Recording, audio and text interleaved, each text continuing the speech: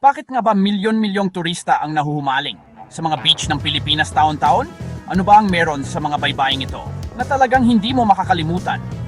Alamin natin sa loob ng 45 segundo. Unang hinto, El Nido, Palawan. Isipin mo ang napakalinaw na tubig at matatayog na bato. Susunod, ang White Beach sa Boracay, malambot pinong buhangin, mga sunset na talagang magpapanga sa'yo. Mahilig ka ba sa adventure? Ang Cloud9 sa Siargao ay pangarap ng bawat surfer. Kung gusto mo ng tagong yaman, bisitahin ang Calaguas Dalisay. Hindi pa nagagalaw na ganda, malayo sa mga tao. O kaya mag-snorkel sa Panglao, Bohol, kung saan nagtatagpo ang makukulay na corals at asul na dagat. Gusto mong makakita ng pagong? Ang Apo Isla ng lugar para diyan. Ang Pilipinas ay hindi lang isang beach. Ito ay daan-daang paraiso na pwedeng takasan. Alin ang paborito mo?